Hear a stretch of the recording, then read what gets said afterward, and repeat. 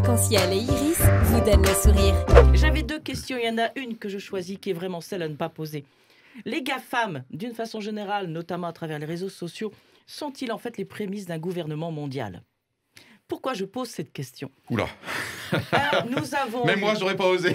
intervention, tu as dit que c'est la question à ne pas poser. C'est bien, Voilà. c'est bien. Donc, nous avons eu une intervention de réseaux sociaux par rapport à une élection présidentielle, par rapport à un homme d'État, autorité.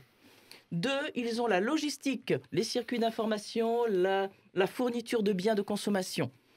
3, il y a une philosophie, le transhumanisme pour certains d'entre eux. Donc, n'avons-nous pas là des éléments d'un peut-être éventuel gouvernement mondial ? Ok, alors on rappelle un peu les règles du jeu après la question de poser. Une réaction rapide pour l'instant des uns et des autres. Voilà. Avec aux États-Unis un vrai potentiel pour influencer les élections, puisqu'ils ont des centaines de millions de dollars, milliards de dollars même, à investir.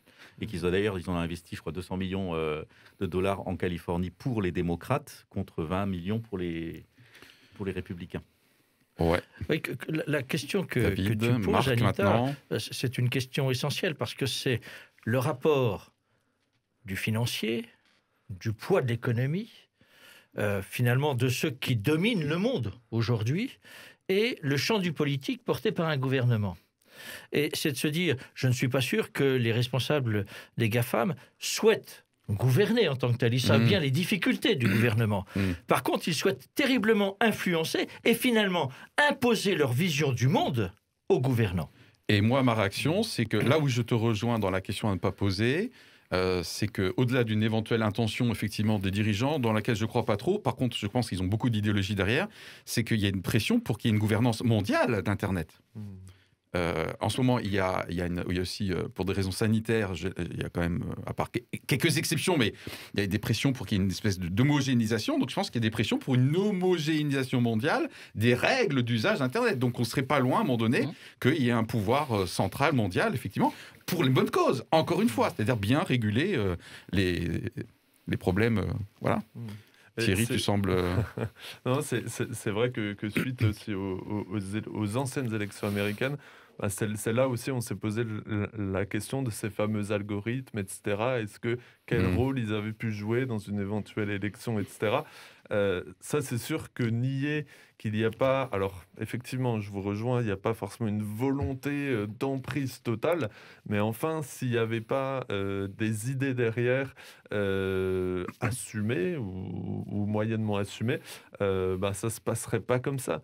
Et pour moi, je rejoins aussi dans le sens où, encore une fois, ça peut paraître très bête, mais c'est effectivement une question éminemment mondiale. Et quand on parle de ça, tout le monde sait ce que c'est, en fait. On n'est pas dans un petit sujet où des personnes qui ne vont jamais être concernées. Parce que, ça a bien été dit avant, tous ces services qu'on entend par GAFAM ou géants du web, en fait, on est tous concernés dans notre quotidien. Même si on n'est pas sur les réseaux sociaux, on est concerné par ça, en fait. Ouais. Donc, c'est très global et c'est pour le moins... Donc, du coup, ça militerait en faveur de la question à ne pas poser. Alors, tu as fait mention là, des précédentes élections en 2016 de Trump, qui finalement, effectivement, a été pas mal influencé par les réseaux sociaux et qui a pas mal influencé les réseaux sociaux. On sait qu'il y a eu tout le scandale de Cambridge Analytics, où des vols de données sur Facebook, qui sécurisaient très mal ces données à une époque, avaient permis de faire du profilage, et que ce Cambridge Analytics avait aussi vendu ces données pour les Anglais qui faisaient le Brexit. C'est-à-dire que l'élection de Trump et le Brexit ont pas mal puiser sur les capacités de manipulation de l'opinion de Cambridge Analytica.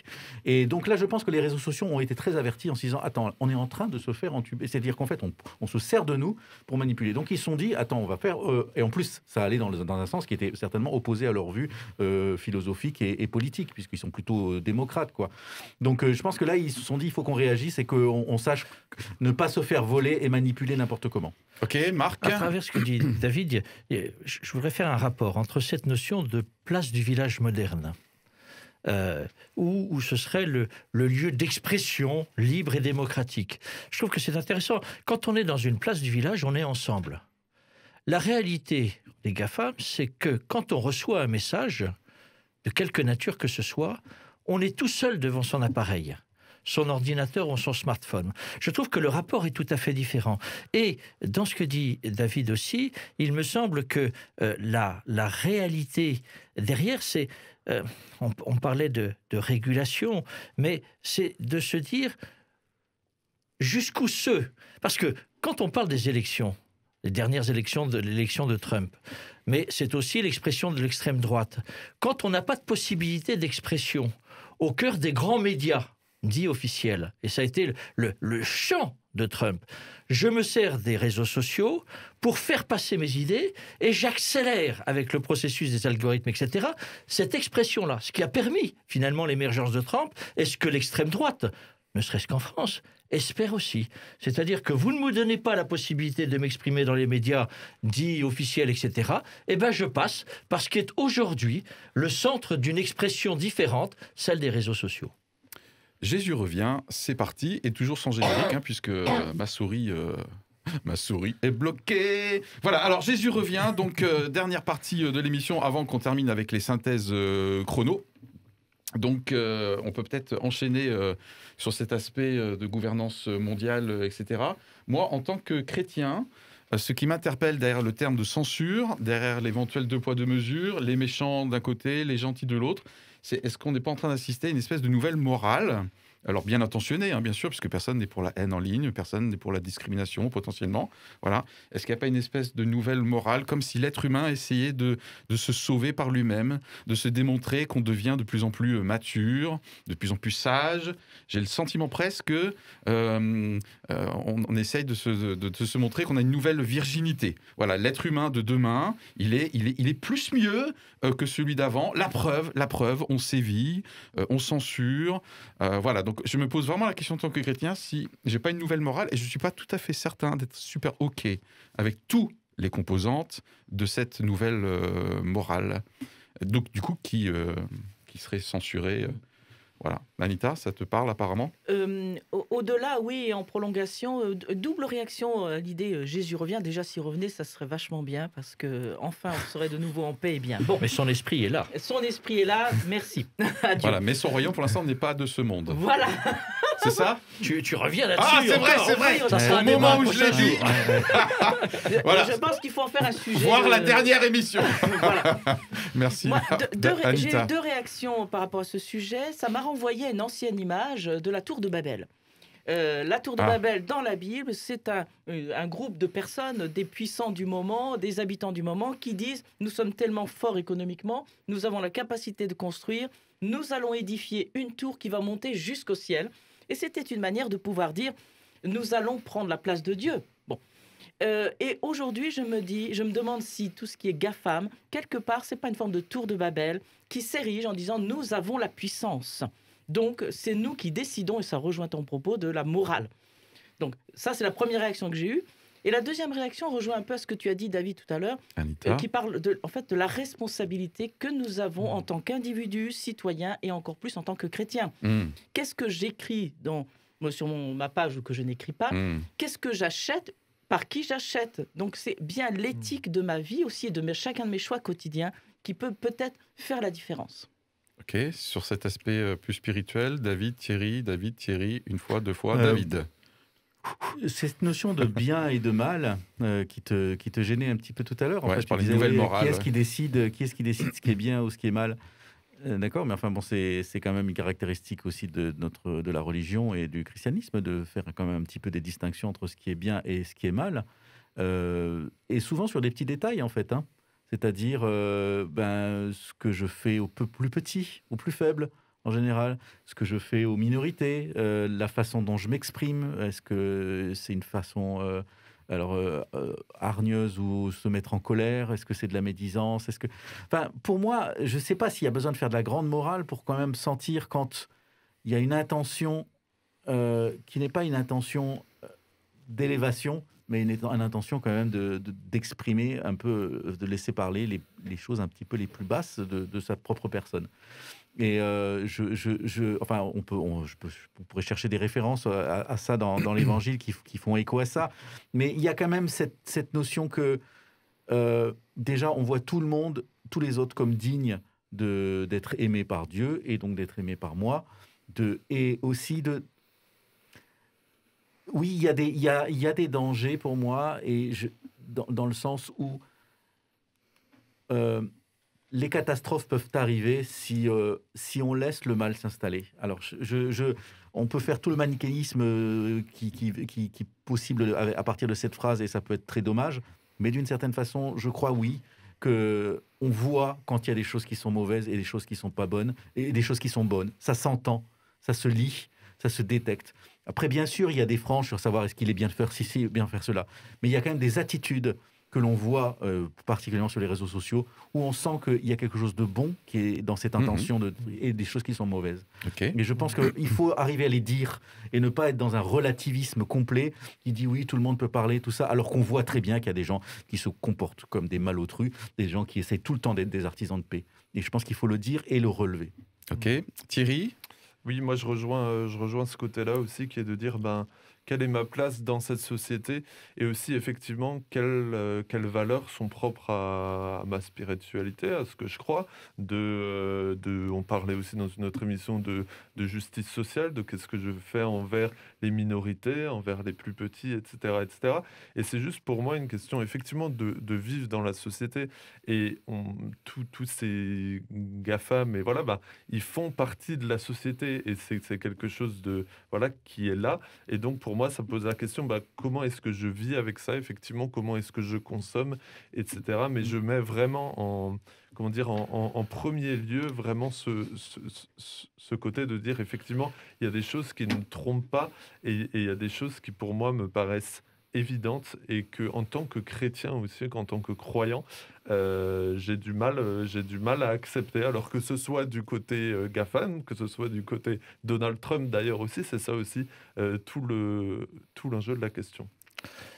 Oui, Marc, alors il nous reste 5 minutes en tout. Oui, très rapidement, néanmoins 3 petits points comme d'habitude. Premier, le rapport à la vérité. Je crois que l'invitation qui nous est faite par l'Évangile et par celui que nous appelons Jésus, c'est ce rapport à la vérité, de chercher la vérité. Et je crois que c'est la réalité humaine, et donc bien sûr la réalité des réseaux sociaux s'inscrit là-dedans. Comment on va plus rechercher la vérité que la non-vérité, le mensonge. Deuxième chose, c'est si je suis seul, je suis mort. Mon humanité m'appelle le lien. Et c'est comment je suis accompagné dans justement cette quête de vérité. Et le troisième point, parce que c'est pour moi une réelle inquiétude, c'est une idéologie qui me semble dominante, au moins chez les responsables des GAFAM, c'est de dire l'homme est capable de tout, on n'a pas besoin de Dieu, et remettons même en question Dieu. Or, je crois que profondément, notre humanité, c'est une recherche de forme d'humilité et de rendre grâce qu'il y ait dans le don un Père qui nous aime. Alors du coup, ça fait peut-être écho au mot transhumanisme, puisque effectivement, la société mère, par exemple, de Google, qui s'appelle Alphabet, Alphabet en anglais, investit beaucoup dans des projets avant-gardistes. Et moi, en tant que chrétien, j'y vois une tendance de l'être humain, effectivement, à être sans Dieu, ce qui me semble tout à fait naturel pour quelqu'un qui n'a pas la foi, que l'être humain essaie de s'élever et de croire en un avenir meilleur et dans lequel il se sauve lui-même. Donc je partage bien ce côté-là. Et c'est un côté qui m'inquiète, effectivement, sur l'arrière-plan idéologique donc, de beaucoup des patrons des GAFAM. David, c'est bon. C'est amusant parce que hier soir, je regardais le film Captain America Civil War, qui raconte, pour ceux qui ne connaissent pas les rares, l'histoire des super-héros américains, qui sauvent le monde et qui sont des sauveurs privés finalement du monde, et qui à un moment donné, on leur a enjoint de se soumettre en fait à l'ONU pour faire ça et de ne pas prendre des initiatives personnelles. Et je pense que c'est pas mal inspiré aussi de certains gens, personnes comme Elon Musk et tout ça, qui sont des personnes qui sont très intelligentes. Pas trop de Tesla. Qui sont très intelligentes, qui ont des valeurs morales assez importantes. Ce ne sont pas qui ont des valeurs familiales et tout ça, et qui ont des moyens gigantesques à leur disposition, et qui rassemblent les esprits les plus brillants pour faire des innovations. Et effectivement, je pense qu'ils se sentent un petit peu comme des super-héros. Ouais, tout à fait. Des super-héros pour réguler le monde, pas forcément pour le diriger, mais pour apporter quelque chose à l'édifice. Vraiment, Voilà, faire se hisser l'humanité. Et d'un autre côté, on entend des choses assez incroyables quand même dans la mouvance QAnon. Là, c'est quand même quasiment du messianisme ou du millénarisme par rapport à Trump, qui disait certains, enfin, dans la mouvance ultra-évangélique américaine, là, c'était vraiment, c'est lui qui a été désigné par Dieu pour mettre à bas les complots franco-maçonniques ou je sais pas quoi, enfin, satano-pédophiles. Mais non, mais attends, tu vas sur leur forum, tu l'entends tout le temps, hein, c'est pas de l'imagination. Et donc, voilà, il y a comme ça une sorte de faux prophète qui est érigé de façon assez incroyable. Je pense qu'on peut être aussi averti contre ça. Et en tout cas, je trouve que beaucoup de chrétiens évangéliques devraient quand même un petit peu être avertis de ça, c'est-à-dire qu'ils sont en train certainement de désigner un faux prophète. Ouais, en tout cas, ce que je constate, c'est que dans les prises de parole, alors dans mon église et également sur les chaînes YouTube des différentes églises que je suis régulièrement, c'est que je trouve que les prises de parole sur la chair, hein, entre guillemets, sont de plus en plus conscientes d'éduquer, entre guillemets, ou d'alerter notamment les chrétiens sur la manière dont ils se font une opinion, effectivement, avec les extrêmes potentiels, et de ne pas crier au loup trop vite, et de veiller effectivement à leur comportement concret au quotidien. Donc j'ai le sentiment que les enjeux sociétaux actuels sont de plus en plus présents dans les prédications ou dans les prêches, en tout cas dans les milieux protestants évangéliques que je côtoie physiquement ou en distanciel. Voilà. J'ai juste pensé, c'est que effectivement, on sent bien, et je pense que cette sorte de modération comme ça spontanée qui se fait un peu partout, se fait quand même quand on commence à percevoir le danger qu'à un moment donné, un radicalisme va pouvoir peut-être emporter une démocratie qui est effectivement, comme le disait Marc, pas forcément équipée pour tenir face à une diffusion d'informations aussi rapide, fausses informations ou fausses informations. Et ça fait un peu référence à ce qu'on discutait la semaine dernière, la dernière émission, sur le radicalisme islamique. C'est une opinion comme une autre, mais à un moment donné, quand ça commence à créer des morts, quand ça commence à influencer d'une façon incontrôlable toute une communauté, je ne sais pas où on en est, mais en tout cas, on sent le danger. À partir du moment où on sent le danger, on réagit. Et là, la liberté d'expression devient un peu secondaire par rapport au danger immédiat qui est que, effectivement, la démocratie peut être mise à mal. Ok, dernière remarque, parce qu'il nous reste 30 secondes, on va clôturer l'émission d'ailleurs avec ça. On n'a pas de... Oui, non, on n'a pas de... voilà. Non, on n'a pas, bon. Non, aujourd'hui, on innove. Non, voilà. je crois que vraiment l'enjeu de tout ce que l'on a dit, c'est comment dans l'évolution et avec ce rapport avec des puissances économiques très difficilement contrôlables, comment nous construisons notre démocratie et comment ça nous renvoie à notre rapport de citoyen, comment nous prenons notre responsabilité citoyenne pour construire dans le contexte, on ne reviendra pas sur ce contexte, dans le contexte actuel, la démocratie de demain. Eh bien, Anita ? Oui, je voulais rajouter, je pense qu'on est sur un exemple type d'un monde, d'une humanité qui cherche à se réguler elle-même et qui donc ne sait pas trop sur quel poids s'appuyer entre l'éthique, la morale, l'économie, parce que tout cela sont véritablement à prendre en compte. Et je pense que c'est les reflets également d'une humanité qui justement ne cherche plus à se tourner vers Dieu pour avoir une référence quant à sa manière d'agir sur Terre. Ok, très bien. Eh bien, écoutez, c'est là-dessus qu'on va se quitter, puisque le timing nous consomme peu à peu. Voilà, et ben, on donne rendez-vous à notre audience pour le prochain sujet. À très bientôt. Merci de nous avoir suivis. Au revoir. Au revoir à tous. Au revoir, l'audience.